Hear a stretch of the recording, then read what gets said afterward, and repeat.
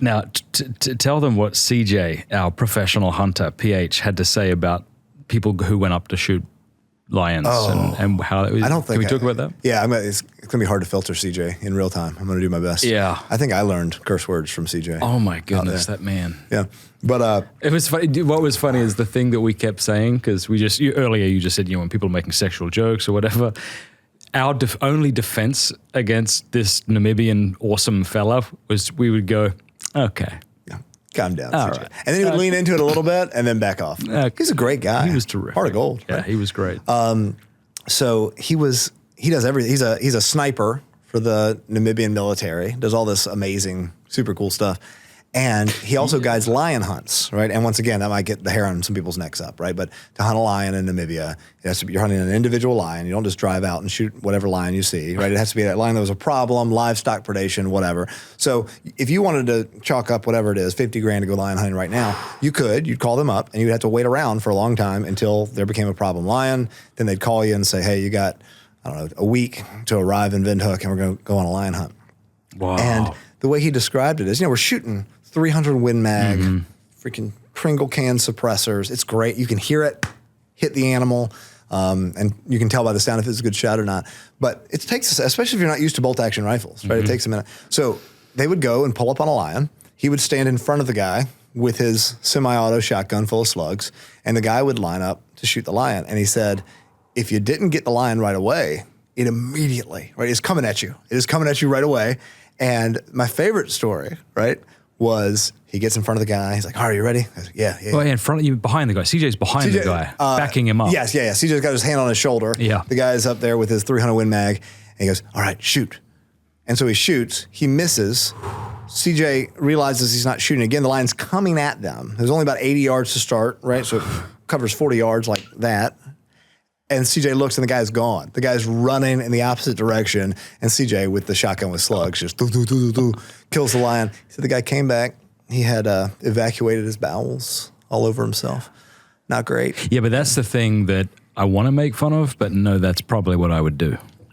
I think I'd poop my pants. I don't think I'd run away. I think my pride would be weaponized. Right? I would weaponize my own sinful, prideful nature to be like, no, I will stand here and I will fill my boots up with excrement and I will not leave. I'm going to nail my boots to the floor. Yeah, I mean, his point was that we have this fight or flight response. And when you get into a situation like that, when a lion is running at you, you find out. There's no masquerading. Something happens. Yeah, but and that takes me back too to what I was saying earlier though about masculinity in general, right? And you think that guy shoots lions, that guy's a man. Every single awesome man I know who I really aspire to be like has not shot a lion.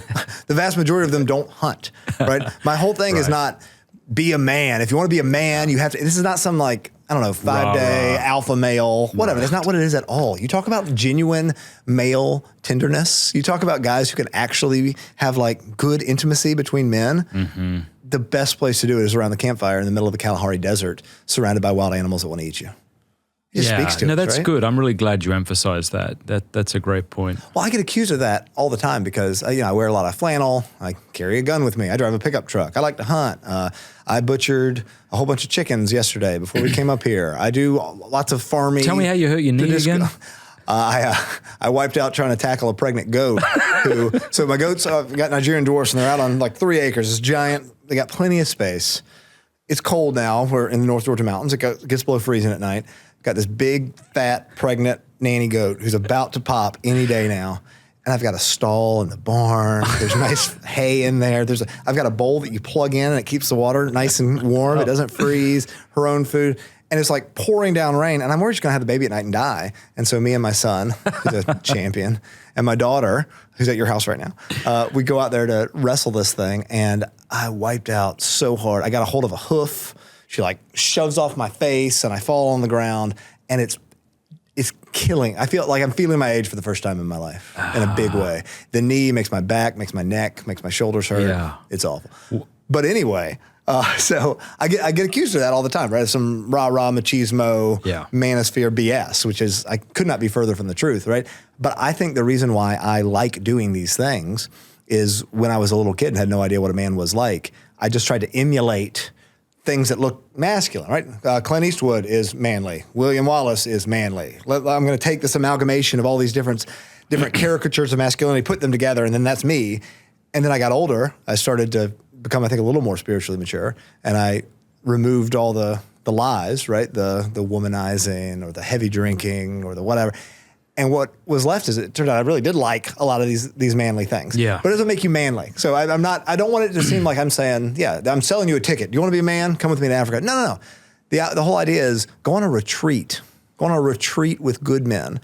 And the way it works, just before we get off in the weeds, right? We do have that membership that you're able to do. It's nothing. It's like $6 a month.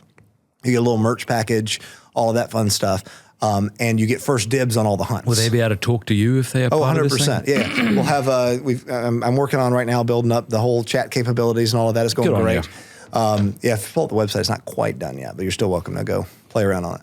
But what I want it to be is primarily a community where we do have, a half dozen, 10 times, whatever a year. We go on these different hunts. Some of them are in Africa. I really want to do muskox in Greenland really bad. I don't know why. That's been on my heart for a long time. But a cast and blast for a 3-day weekend in Louisiana, or a pheasant shoot, or turkeys, or white-tailed deer down in middle Georgia or something. My idea is just give guys permission to get together with guys without like I'm not good at this. I don't have to prove myself, right? Because we all have those wounds, right? Where we have to prove to ourselves almost that we're masculine, which is a lie, right? Yeah, from the enemy. no, I 100% agree with that, because that is what I was nervous about. Like, I don't know the first thing about X, Y, or Z, and there were other fellas who felt that way, and no one was there's no weird. No one was posturing. Everyone was happy to help each other. Right. I want to know who St. Hubert was. Tell me about him. Oh, awesome. That's good. That's good for talking about like masculinity wounds too. Yeah. So St. Hubert of Liege, right, was over there in sort of Brussels, or not, I guess the Netherlands area, right? I want to say 1300s, not sure. And he was a good guy. He was a regular, wealthy dude, and his wife and child die. Or his wife dies and his child is shipped off, essentially. And he does exactly what I would do in that situation. I hate doing it. I hope I wouldn't, but I feel like I would, right? He just retreats. He just retreats to the wilderness. He goes out in the woods. He spends all of his time with his dogs, hunting, right? Trying to find animals, trying to kill animals, bigger animals, cooler animals, to fill this hole that it will never be filled by anything but Christ, right? He's trying to fill it with dead animals, which I get. I'm guilty of that sometimes, right? Of like, you almost make an idol of it. And he's out there. It's Good Friday. He's told by the bishop, he's reminded by the bishop on his way out, that he needs to go to mass. He's like, cool, anyway. And he goes out, and I really want to like double down on how bizarre this is, right? He sees this giant stag. It would have been a red stag, right? We usually see it as a white-tailed deer depicted. And he's sneaking up on it, right, with his hounds, and they're about to run this deer and kill this deer.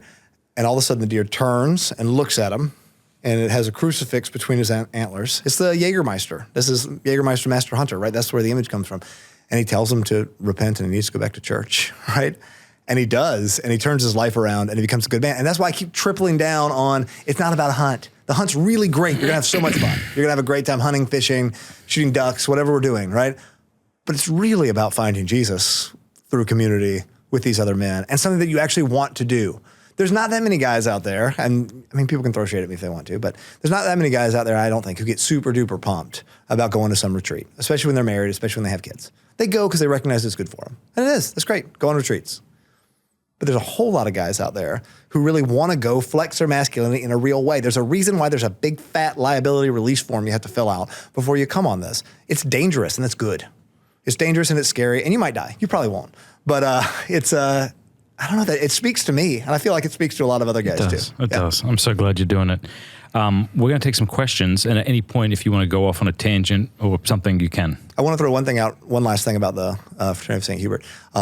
We are giving away a hunt to Namibia. What? Yeah, this coming summer. What does that mean, giving away a hunt? Yeah, you can have it. So essentially, we've had a lot of guys who were really like wanted this to do well. Yeah. And there's a lot of we've got some money, and once again, this is me coming back to it. I could dip into it, but I think it'd be really cool and a good membership driver too if we said, hey, you sign up with, I don't know, we'll say like 2 weeks after this show drops. Okay. I think that's what we had talked about.